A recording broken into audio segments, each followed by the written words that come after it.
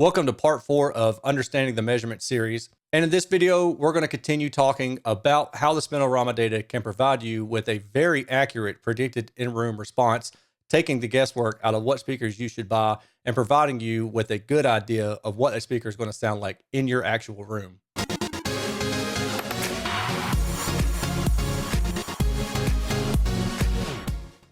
What would you say if I told you that within a pretty low degree of error, I could predict how a speaker is going to perform in your room? Wouldn't you want to know that? Wouldn't that take a whole lot of guesswork out of trying to figure out what speaker makes the most sense for you outside of just talking about a quote unquote, perfect speaker? If you know what you like, you know the sound that you're going after, and I can tell you that this speaker is probably going to match that profile within a, plus or minus 2 dB window in your actual room, that's great information to have. And that's what makes a predicted in-room response invaluable. The predicted in-room response is built off of the spinorama data that we talked about in part 3 of this series. Once again, this content is going to focus on what is provided in the CTA 2034 specification, which I'm showing here on screen. I will also provide a link where you can go and download this yourself if you'd like to. The majority of this content is built off of the work by Dr. Floyd Toole and Dr. Sean Olive. You can read a lot about that in this book right here. It is a fantastic book if you're trying to understand sound, speakers, and how they interact in your room. I will also provide a link to that book via Amazon in the descriptions below. This paragraph describes how the estimated in-room response or the predicted in-room response came to be, and I'm not going to read it to you in full. You can go do that yourself. What this basically says is through a series of tests, through some trial and error, it was discovered that a percentage of the on-axis response, early reflections response, and the sound power all rolled up into a particular equation would allow you to predict how a speaker is going to perform in your room. But there are obvious caveats, and I will point those out in here. As this document states, some rooms are excessively reflective, live. Sometimes rooms are excessively dead, and it depends on the makeup of your room. But what I can tell you is that in pretty much every case that I've tested a speaker and then applied the estimated in-room response to what I measured in the room using the moving microphone method and my UMIC 1 from Mini DSP, those two curves have lined up, extremely, extremely well above a certain point. That point is going to be in the mid-band region, and in my experience, it's been about 500 hertz. Every room is going to be a little bit different. In the document, they actually note that it is typically in 300 to 400 hertz region, and they talk about what makes that up as in the Schroeder frequency, which I will try to find a good link that describes that and throw it into the description below if I can. But for now, basically what that means is there is a point where sounds are reflected less and less as you go lower in frequency, and instead those sound waves just start to stack up on top of each other. And when you get into that region and below, the prediction is less accurate. And as I said, in my case, that happens to be around 500 hertz or so, give or take. But above that point in my room, the prediction lines up quite well with what I actually measure. What I'm going to do is walk you through some examples of what the prediction was via the spin data and then what I actually measured in my room so you can see the strong similarities in the correlation between the prediction and the actual in-room response. This is an example of the predicted in-room response based on the Kali IN5's spinorama data. And as you can tell, it's in the simple format that you're used to seeing up until this point.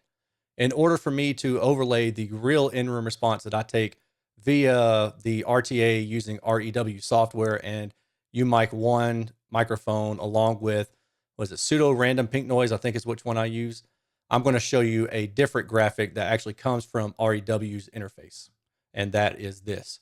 In this case, what we see in the black line is the prediction from the spinorama data. The red and the blue lines are different measurements in the room, and the reason that I measured this speaker at two different locations is one position is near field. I think it was like a meter and a half or so from the speakers.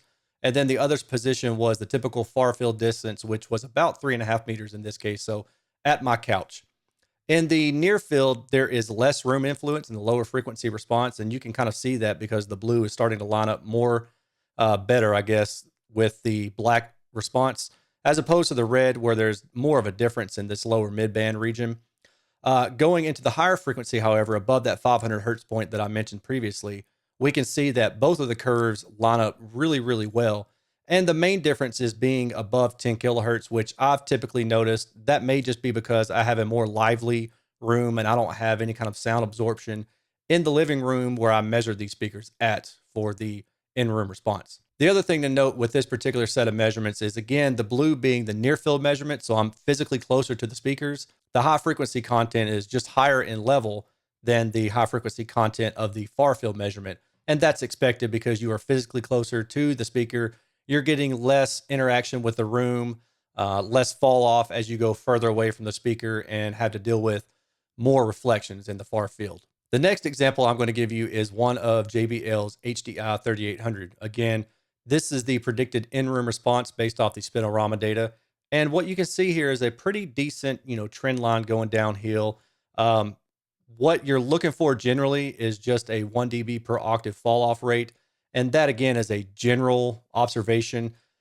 Depending on what sound you typically prefer, how much lateral reflection you prefer, those kind of things, that curve or that desire that you're looking for could be different from what I just referenced, which again was the negative 1 dB per octave slope. So if I was looking for that slope here, if we just drew a line from about 200 hertz down to 10 kilohertz or so, we would expect about a 7 dB drop in overall response, which would put my endpoint somewhere down here. And what we can see, generally speaking, is that the mid-range is a little bit more boosted through that region, and the highs are a little bit more flat. So this could come off as a mid-range heavy speaker, as well as maybe a bright or forward speaker, depending on, again, the preference that you look for and what the response of your room actually is, how lively it is or how dead it is. But that's the spinorama estimated in-room response. Now let's look at the actual measured response overlaid with the estimation. Here again, we have the measured in-room response taken via REW. In the black is the estimation from the spin data, and in the teal color is the actual measured in-room response. Above about 500 hertz is where I'm seeing the estimation line up with the actual in-room response. And the two match extremely well. I mean, you're within plus or minus 1 dB above 500 hertz until, again, you get to this very, very high frequency content. I mean, imagine with that degree of accuracy, you're able to predict how a speaker is going to perform in your room. That's crazy. And for people who say, that measurements can't tell you anything, I think this is pretty much the end to that argument. They certainly can tell you a lot. They may not be able to tell you everything, but they certainly can tell you a whole lot. Now, you may be wondering, what the heck? Why is it so far off on the low frequency? Well, this is just the room. I've got the speakers placed almost at the dead middle of the height of the ceiling and the floor, which puts the two floor bounce and the ceiling bounce right roughly around the same bandwidth. And it's going to come through right here.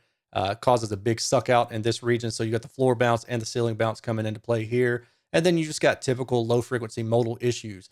Ideally, if I were using this speaker full time, I would probably play around with positioning a little bit more.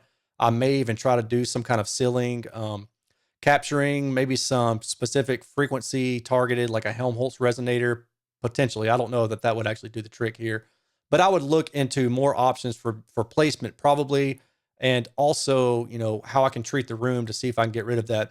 Some things, though, you just can't do anything about. I mean, you can't fix floor bounce because nobody's going to be walking on, a foot of padded foam. That's just not going to happen. So floor bounce is always going to be an issue. Ceiling bounce, you can kind of take care of that. But at the low frequencies, it's going to have to be very, very thick foam to do anything with, or fiberglass or whatever material you use. It's going to have to be very thick to capture down to 200 hertz. And most domestic living spaces aren't going to have those fixes. So I don't want you to focus too much on this because the low frequency content in your room is probably going to be much different than my room. But the main point again here is that above that transition frequency, above the Schroeder frequency, we can see that the prediction lines up extremely well with the actual in-room response. That's going to do it for today because I could just keep showing you more and more examples, but you're going to see the same thing. There's no point in making this video 30 minutes long if there doesn't actually need to be a reason for it. So we're going to stop this one short. Next time somebody tells you that measurements can't tell you anything, tell them about this. Talk to y'all later. Peace.